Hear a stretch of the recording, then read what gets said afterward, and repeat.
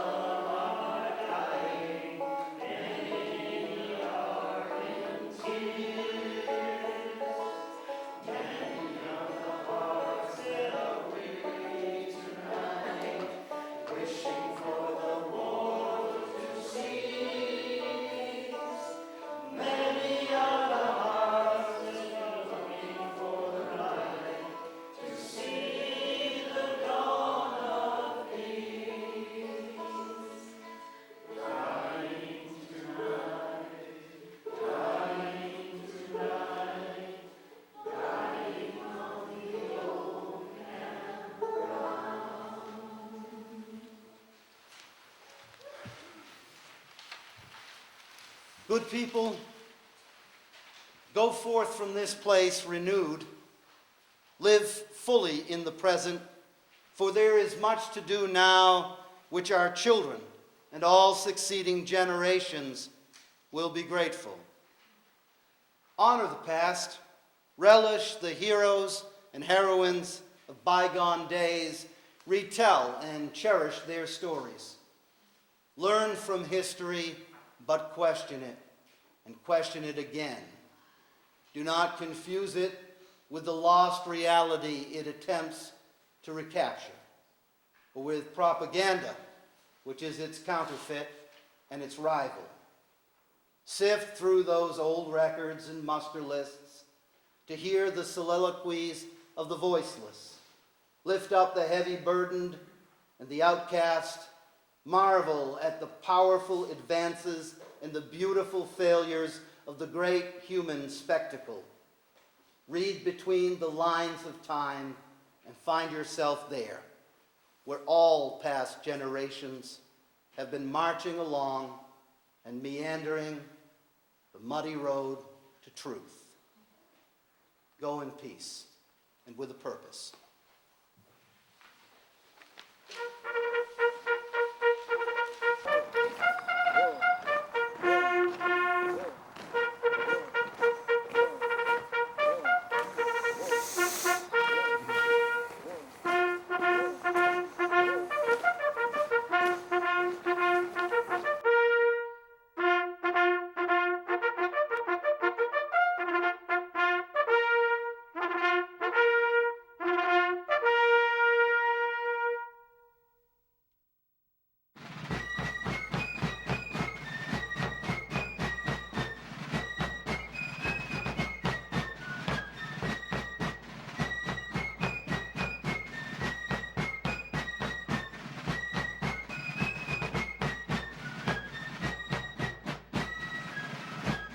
We're gathered here this morning to honor the memory of General George H. Gordon, as well as all those, North and South, who suffered and died in this tragic conflict that tore our country asunder. Gordon was a citizen of our fair town, and while his military career carried him to the four corners of our nation and beyond, the family homestead here along the banks of the Sudbury River is where his heart always remained. He was a graduate of the Military Academy at West Point, class of 1846, and a veteran of the war with Mexico. So when the shots were fired at Fort Sumter, he was ready. He went to the governor and requested permission to raise a regiment. A request quickly granted. They became the 2nd Massachusetts Volunteer Infantry Regiment, considered to be one of the best trained units in the Union Army. In early '64, they returned to Boston for furlough and re-enlistments.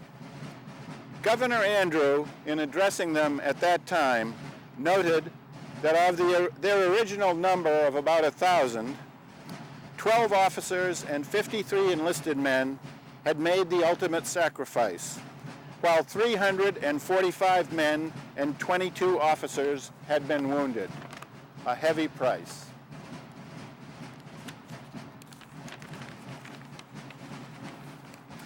After the war, Gordon returned home and lived out the remainder of his years here at the family homestead, the place he loved so dearly. So we take this opportunity to express our deep gratitude for the service and sacrifice that he and so many others made, and we gather to honor their memory.